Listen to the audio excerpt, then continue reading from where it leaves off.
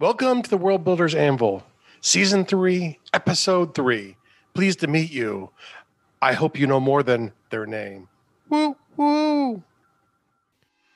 Don't know where to start building your fantasy world? Do you need more? Does it make sense? Forget any worries and become a crafter of imagination. This is the place where we will prime your mind. Now, it's time to heat up the forge. Break out the mithril ingots and hammer. Welcome to the World Builders Anvil. I'm Jeffrey W. Ingram. And I'm Michael Miller. Let's sup from the muck of Java and build.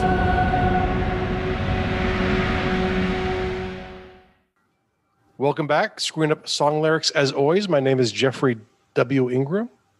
And not gathering any moss, I am Michael Miller. Wow, no moss. Well, I mean, Moss. I hope you get what I did there. I'll pretend like I did. Your song lyric is a Rolling Stone reference. Yes, I just don't know yours. And the Rolling Stones comes from the expression, a Rolling Stone gathers no moss. So I gather no moss. No, it doesn't. That's what you get. Okay, never mind. Moving on. You're caught in urban legends. Okay. My legends are all rural, I'll have you know. All rural. Yes. So for all of those of you who do not know, that was actually me stealing from Sympathy for a Devil, which I do often, probably 4 or 5 times an episode if I can. Stealing from what? Sympathy for the Devil. Oh, yeah. Is that the name of the song? Yeah. I think so. I hope so. All right. And so today we're going a little deeper into characters now. And so essentially, you know, we've talked a bit about sort of the meta stuff, but you know, like I insinuate in the name of the episode, you need to know more than their names. And so today we're going to kind of go in on essentially, I think, certain ways you can do that. You know, there's really, you know, a few different things here that I think are important. The first one is researching the real world connections characters have. And for this, I actually have a character in mind. For those of you who are Wheel of Time fans, which you all should be, there's a character, Perrin Ibarra, who is the prototypical fantasy blacksmith apprentice who gets caught up in high adventure. So he's roughly the size of Conan the Barbarian, maybe a little larger. As all blacksmiths are. As all blacksmiths in fantasy are. Not in real life, but in fantasy, they're all hulking behemoths, which is kind of ironic. They do a lot more... they're all strong if they're really doing blacksmithing, but I think this is probably more of a lean strength if you're doing it in real life. It's repetitive motion, not bulk motion. But one of the interesting things with the characters are, as this character especially develops, and when he's in his own element, he likes to take his time. He likes to think things, and his character internally, you know, will like compare a situation to like a blacksmith's puzzle, you know, and how to make, you know, or how to make something as a blacksmith, you know, and like, well, if you want to reforge something, it's obvious that you know it's usually better to break it down and then rebuild it, not just try and patch it, because if you just try and patch it, it won't work as good. But it, when the character was in his environment, you know, or at least believable to me, not knowing crap about blacksmiths, believing they are all slightly larger than Conan the Barbarian. I would imagine at least their hammer arm is probably pretty significant for all of them. I would imagine. I mean, but it could be lean muscle. Doesn't have to be bulky, you know. And I think that's the thing. But you know, but look into the real world connections. If you have a character who's a blacksmith in medieval times, look at blacksmith in medieval times to sit there and go, okay, what are some things that they should know? What are some things they shouldn't know? You know, because it's natural for characters when they're describing something to use metaphors they understand. And the nice thing is, the older you go back in cultures, the less difference there probably is between what people do. As you go further and in more developed societies, and where you start to get heavy specializations, once you start getting heavy specializations, people start, you know, communicating differently. You know, a blacksmith would communicate and think about things a little differently than someone who's a farmer.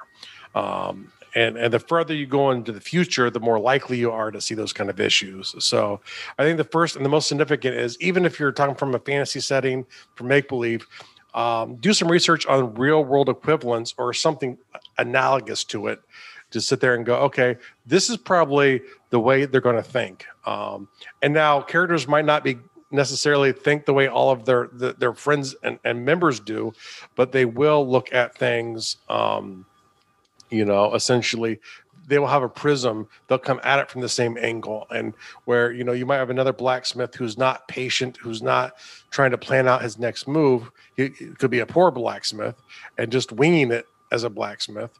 But he will still have some of the same thoughts and analogies that, a Perine Bara kind of character would. Now, beyond researching, and this is one of my favorite things to do, is the RPG starter when I create characters. I do GURPS style RPG starters because it develops a whole character, not just this is a fighter and a fighter has only a few things, but you develop stats and stuff like that. Like these are the kind of skills characters should have in the world at this time. And then if they're a knight, these are some other things that they should have. Or if they're a wizard, these are some other things that they should have. So I can get an idea of a well-rounded version of a character, but realize that there are these connections between all characters. Like in today's world, like most people who are over the age of 16 would have the driving skill. 100 years ago, that might not be true. So thinking about the literal skills that characters use and sort of saying, okay, here's the general societal skills, and here are build-ups if they are of different types of classes in that thing, whether you use an actual RPG like GURPS or if you just come up with a list of skills and build it that way. But I do think that the RPG starter is a really valid way to do it, especially in a universal system that allows you to better understand a whole character. I think the benefit of something like taking a role-playing game system and creating a character is that you've already got a template. You've got a guide, so to speak, quite literally and figuratively. You have a guide. So it says, okay, well, how big is your character? Describe their strength and their height and their weight. How smart is your character? What does he know? What does he not know? Or she or it? How dexterous is your character? Can they just barely fold a piece of paper, or have they mastered, sleight of hand? How healthy is your character? Is your character a sickly individual, or are they like, an Arnold Schwarzenegger beefcake? So like these kind of things might not be obvious when you start to create a character. You might just be focused on the personality. You might not consider, I hadn't thought how other characters in the book are going to look at this individual. Maybe you have, but maybe you haven't, depending on the character that you're creating at the time. It might not be your lead. It might be some offshoot character and you haven't thought about them physically. Maybe you've only thought about them intellectually. Like, it's important that this character be devious. I hadn't thought if he was tall, though. I realize I'm being simplistic, but that's what these systems are great for, right? They can help you eke out the small details that are basic and sometimes throwaway, but sometimes end up being the distinguishing characteristics that your reader, listener, avatar gravitates towards. Like, this character has long, greasy hair.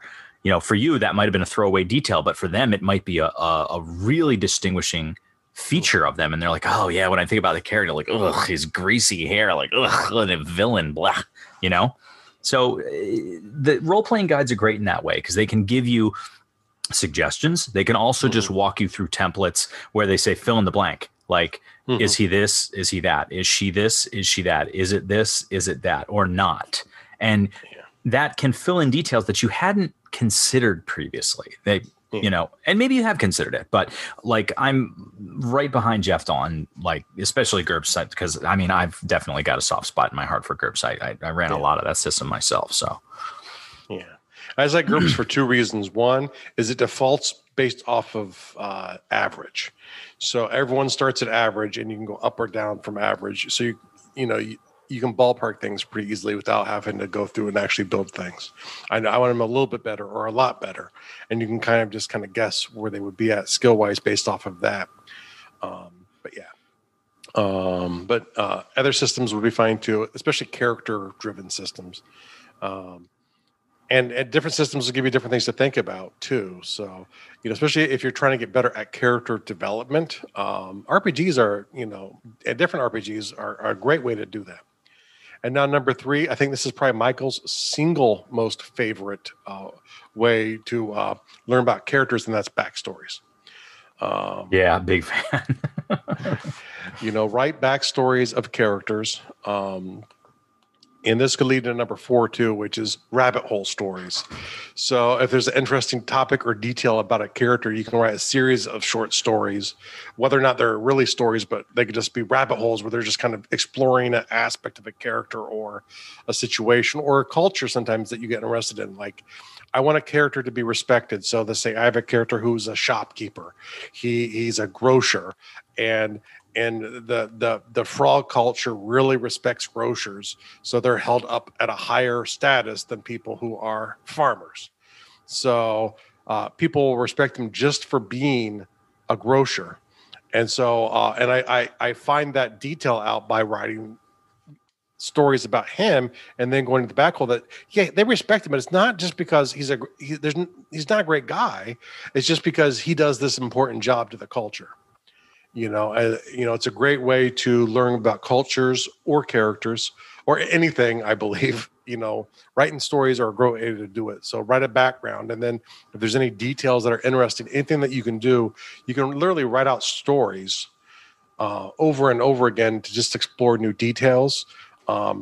Because really, for me, the ultimate goal when I'm writing a character is I stop developing a character when I understand how I think the character is going to react in 95% of all situations, maybe 100%. I feel like I understand how that character is going to react, and everyone has a different level of tolerance for that. And you just might be interested and want to do more, and that's fine too. Maybe you find a different story that you actually want to tell when you're exploring a character you're writing for a story. I think. Go ahead. The thing that's fun about that is, so there's this whole. This is a total aside tangent, but the concept of understanding of knowing where the flow is going and going with the flow. So sometimes you'll have a thing in mind, whether that's a story, a book, whatever, and you'll start into that thing, and then you'll get a little sidetracked. You'll go off on another thing. And if you're really listening to the way everything's going, that other thing sometimes can be what ends up being the more important thing for you to do.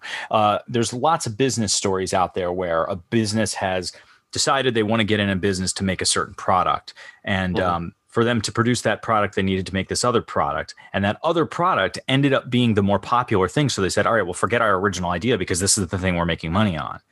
So I had a character for Jeff's campaign, and I ended up writing with co-writing 275,000 words on that character and the other character. So you might be like, oh, I'm going to write a little backstory. And you might turn around and write 3 novels worth. That's literally like 3 novels worth, or like a War and Peace. Right. Yeah. So like just be open to the process and the things that can be possible. Like sometimes you might sit down. Jeff's 3 novels, his 3 upcoming novels, stemmed from a backstory that he decided to flesh out because somebody else inquired about it. So you look at what's possible. Like, did you have a different book idea before that came to you, before somebody else inquired? Yeah. I think a great example of that too is... No, that's a question for you, Jeff, quite literally. Like, did you have a different story? Like, were you going to focus on a different story until someone said, hey, what about this? Or no? I had dozens of stories that I had technically come up with because it was my role-playing world. Right. And that was from a period of time before I ran my games. So I ran my games, probably about 500 or 600 years after the events. So he's just like, really, he's like, hearing about, for us, it would be like hearing about William the Conqueror, or, Marco Polo, it's like this character who's legendary in our time. But what do we really know about the actual story? Probably next to nothing that's real.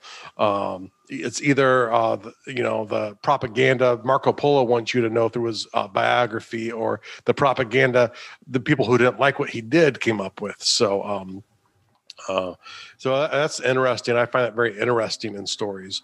One of the interesting, I think, is in there is like the character Drist. I think R.A. Salvador Bob, as he likes to be called, if you meet him, he wanted to write. When he was developing the original trilogy, he was writing for Dungeons and Dragons.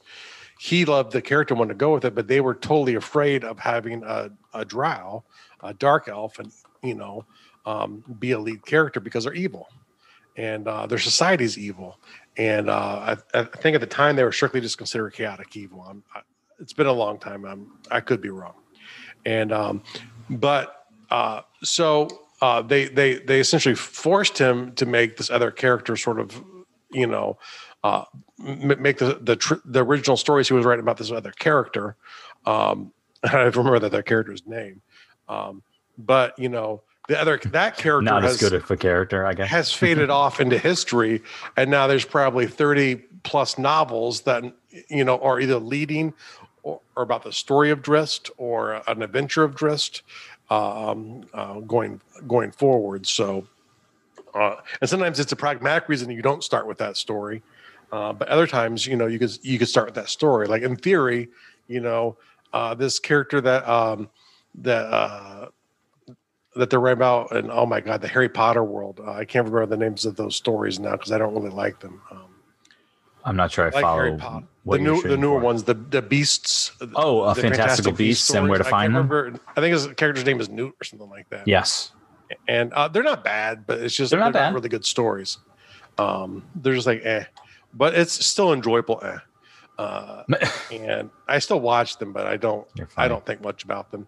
But the interesting thing is, in theory, that could have been her original concept. Obviously, it wasn't, but it could have been, and she could have held off because the other story is the one that will get people captured and involved in the world. Epic fantasy is a great way to get people wrapped up into a world.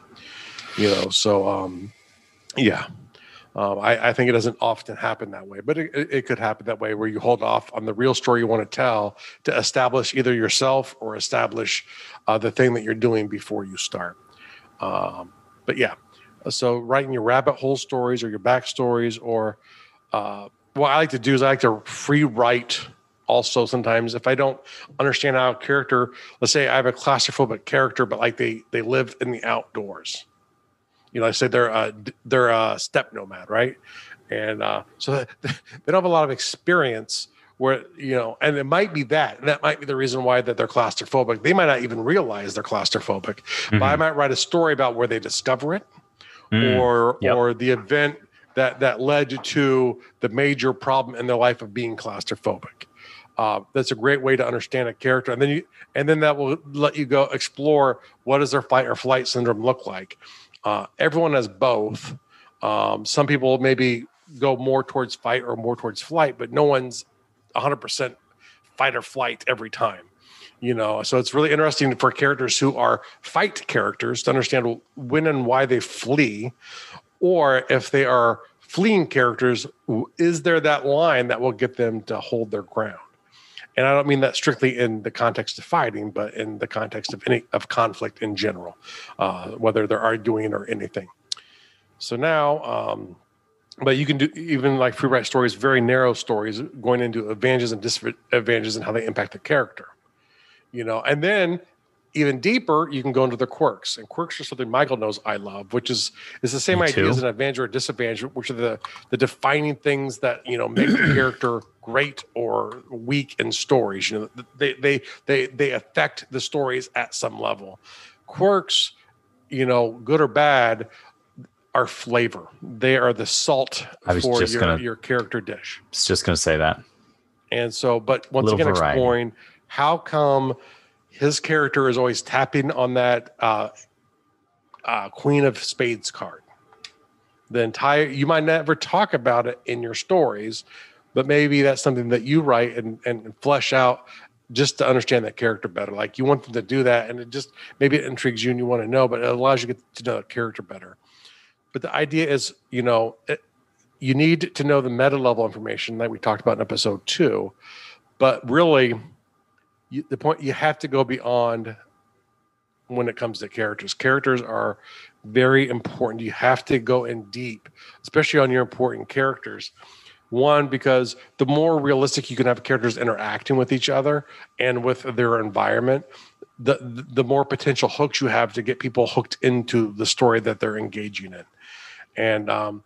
And the less likely you are to write them into a situation where they're trapped, where, I can't now get to the finish line unless I break the character and change them because I wrote in this one direction, which if I knew my character, I could have avoided from the beginning. I could have gone in a different direction. Or if I wanted to tell the other story, I could have changed that character to fit into the story, or I could just break the character and then go in the direction I want to anyway. So, but it gives you the control over the character, not the character control over you. And personally, there's no good time to stop developing a character.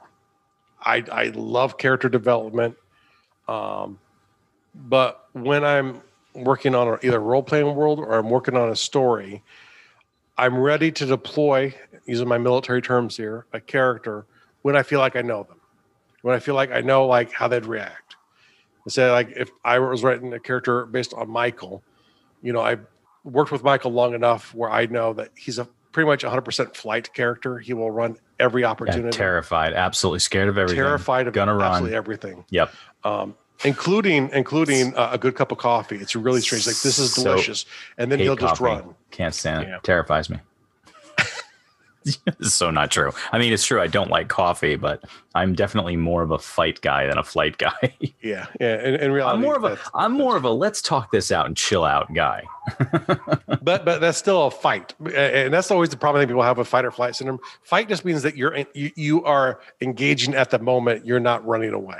It doesn't mean you're going to argue. It doesn't mean you're going to actually get in a fist fight. I tend to be comfortable in conflict, which is contradictory to how most people respond to conflict. Yes, I literally, Michael is as close as you get to an absolute character of fight or flight, and he's pretty much always stuck in fight, even though I would definitely say not a violent kind of fighting guy. Not at all. At least not that I know of, but he believes that's where life happens, I think. And I'm kind of the same way, which is probably why. Well, here's the thing. I very much believe that we as human beings have a really, especially in modern society, really removed and unhealthy detachment from conflict. And so okay, you're in a social situation and someone disagrees with you. You wanted to disagree with them, but the inclination is to be polite and not be contrarian. And I think that that's wrong. I think that you should embrace that, but at the same time, what you should embrace before embracing the contrarianism is a perspective. At least this is what I do, because I know I can be combative, if not just debate. I'm a big debate person. I'll take the opposite. You'll say anything, and I will take the opposite viewpoint, even if I don't agree with it, in instinct and almost instantly. You could be like, oh, you know what? I think cheesecake is sweet. I'm like, nah, it's not sweet. It's sour. What do you mean it's sour? Well, it's sour. Haven't you ever had a good cheesecake? It should be sour. Even if I don't agree with that, I'll take the opposite viewpoint by nature because I'm debative and combative. I know this about myself. But at the same time, what I've adopted for myself is I try to always take on a perspective and understanding of come from a place of compassion and understanding.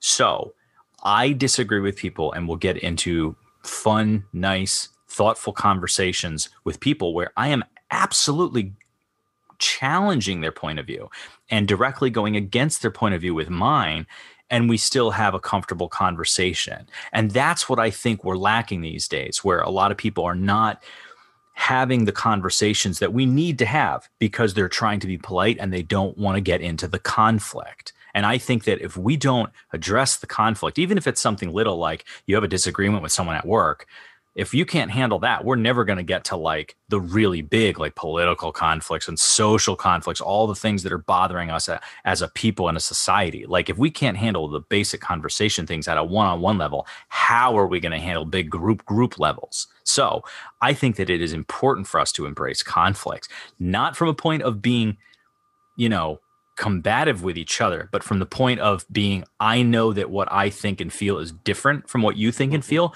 but let's put them both on the table and see what happens. Let's talk. Let's figure it out. Let's try to find a common ground. So. Yeah, no, I say that's pretty good. I'm kind of the same way, which is one of the reasons why we probably get along. No, you're not. I do disagree with the way you put it, though. Yeah, that's not true at all. The thing I would say is, keep in mind when you're, it's like there are a lot of really big issue stuff that's going on, and whether or not you agree with one of the sides with the Black Lives Matters or the Me Too stuff that happened over the past couple of years, where there's obviously at least a feeling of problems, whether or not you agree that they exist in the way they're being expressed, or you like or dislike the people who are expressing them. There are these issues in our society that need to be addressed. And most people on both sides of those arguments don't want to actually have discussions to improve it. They want to complain. They just and they want to be right about it. Like, I have my perspective, and they want to be right. I'm correct. And until we get to a place where, whether it's through being a devil's advocate or whatever, we can actually talk like an adult to each other on topics that are tough. Respectful. And understand that we're going to get defensive and try and control it the best you can. But, we won't evolve as a culture and become a even better and even cooler place than what we currently are. So now let's move on to the world building task of the day. And this is to create a character of yourself and make them the hero. I'm not going to let you create yourself and then, be self-deprecating here. You got to make yourself the hero character. I'm gonna tag up on this one because we've done this before. This has actually been a world builder task in a prior episode. Definitely, we've used this before. So what I'm gonna say on it is, what you need to do is do a little self-reflection and choose the things that you like about yourself. There are things that you like about yourself. You are amazing. So I know there's things you don't like about yourself. That's easy. I want you to choose the things that you don't like, that you do like about yourself. I want you to accentuate that stuff. I want you to acknowledge yourself for the things that you like about yourself. Like, there's a lot of great things about you, and you might not be acknowledging yourself for those things. Like, that needs to happen more often. So do that.